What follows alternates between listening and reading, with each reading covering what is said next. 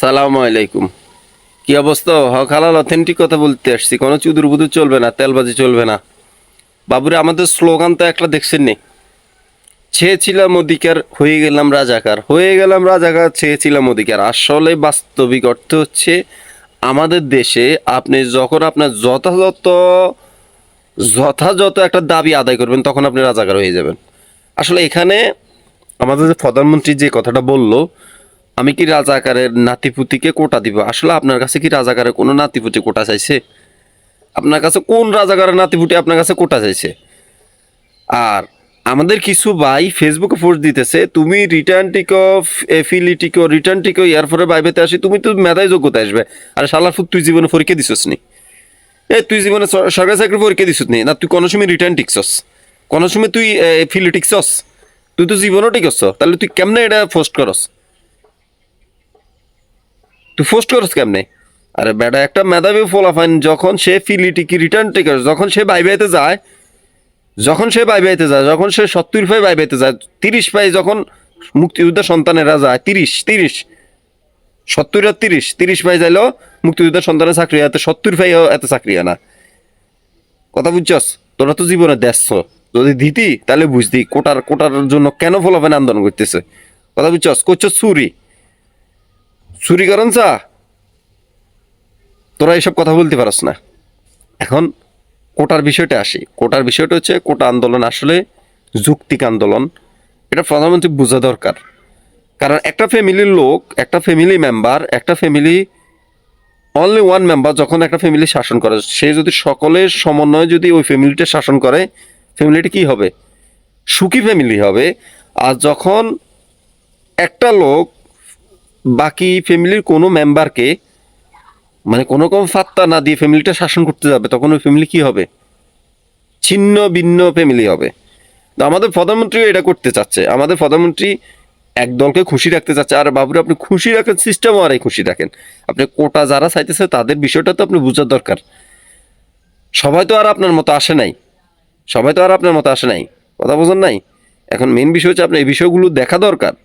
কারণ কোটার বিষয়টা হচ্ছে, একটা ছেলে 30 বছর পড়ালেখা কইরা যখন সে কোটার কারণে সে চাকরি পায় না সে, তখন সে কি করবে? সে কি করবে? না করতে পারে বিয়ে, না চালাতে পারে ফ্যামিলি, কিছুই তো করতে পারে না সে। তো তখন তো তার কিছু করার থাকে না। তো আপনি এই বিষয়গুলো দেখা দরকার, আপনার প্রধানমন্ত্রী, আপনি এই বিষয়গুলো দেখা দরকার। আসলে কোটার দাবিটা কেন কইতেছে? আপনি বলতেছেন রাজাগারের নাতিপুতি। আর এখানে রাজাগারের নাতিপুতি কে আসছে আপনার কাছে? কোন রাজাগারের নাতিপুতি কোটা চাইতেছে? কেউ কোনো নাতিপুতি আপনার কাছে কোটা চাইতেছে না। আপনি একটা প্রধানমন্ত্রী, আপনি এগুলো বিবেক বিবেচনা, আপনি যদি বিবেক দিয়ে যদি দেখেন, হ্যাঁ পোলাপানগুলো কেন চাইতেছে। কেউ তো আপনাকে এখানে ক্ষমতাচ্যুত করার জন্য কেউ আন্দোলন করতেছে না, সবাই তো চাইতেছে, সবাই কোটা আন্দোলন চাইতেছে। কোটা আন্দোলন কেন চাইতেছে এটা তো আপনি দেখার বিষয়। কিন্তু আপনি এটা না দেখি আপনি একটা কথা বলে দিলেন, রাজাগারের নাতিপুতিকে আমি কোটা দিব। তো আপনার কাছে কোনো রাজাগারের নাতিপুতি কোটা চায় নাই। আম সাধারণ শিক্ষার্থীরা আপনার কাছে কোটা চাইতেছে। আসলে প্রধানমন্ত্রী, আপনি বিষয়গুলো বিবেচনা করবেন। আর আপনার আশেপাশে তেলবাজের অভাব নাই, আপনার আশেপাশে তেলবাজ হবে না। আপনি ওদের কথা না শুনে আপনি সজ্ঞানে সুস্থ মস্তিষ্কে এই কোটা আন্দোলন, আমাদের ভাইগুলো, আমাদের দাবিগুলো একটু দেখেন সুস্থ মস্তিষ্কে। এখানে আন্দোলন করা লাগে না। আপনি যদি ওদেরকে ডাক দিয়ে বলেন, হ্যাঁ তোমরা আসো, কি সমস্যা দেখেন, দেখার পরে এগুলোই তেন করেন। বাবু, তেল মারতে আসি নাই, যেটা হক হালাল অথেন্টিক এটাই বলবো। ঠিক আছে? আসলে আমরা দুনিয়াতে চিরস্থায়ী না, আমরা দুনিয়াতে চিরস্থায়ী না। এই জন্য আমি কাউকে ভয় পাই কথা বলবো, এটার কোনো কাজ নাই। ঠিক আছে? আসলে এখন রাজাকার কারা জানেন? রাজাকার হচ্ছে যারা কোটা আন্দোলনের পক্ষে আছে তারা। আর কারা মুক্তিযুদ্ধে বর্তমানে জানেন? যারা কোটা আন্দোলনের বিপক্ষে আছে তারা হচ্ছে মুক্তিযুদ্ধ। কারণ আমাদের দেশে মুক্তিযুদ্ধের ধরন, মানে মুক্তিযুদ্ধের ধরন কিছুদিন পরে পরে পাল্টে। মুক্তিযুদ্ধের ধরন কিছুদিন পরে পরে পাল্টে। যেমন আপনি ক্ষমতাসীন দল করেন, আপনি রাজা, আপনি হচ্ছেন মুক্তিযুদ্ধে। আর ক্ষমতাসীন বাইরের দল করেন, আপনি হয়ে যাবেন রাজাকার। আমাদের দেশের রাজাকার শব্দটা এতই নর্মাল, এতই নর্মাল যা বলার বাইরে। মানে আপনার বিপক্ষে কেউ যাবে সেই রাজাকার। এগুলো নিয়ে আসলে মেন কথা হলো, প্রধানমন্ত্রী কোটার বিষয়টা হচ্ছে সম্পূর্ণ যৌক্তিক বিষয়। আপনি এই বিষয়টা দেখেন। এ কোটা আপনি শিথিল করেন, আমরা কোটা বাতিল চাই না, আপনি কোটা সংস্কার করেন।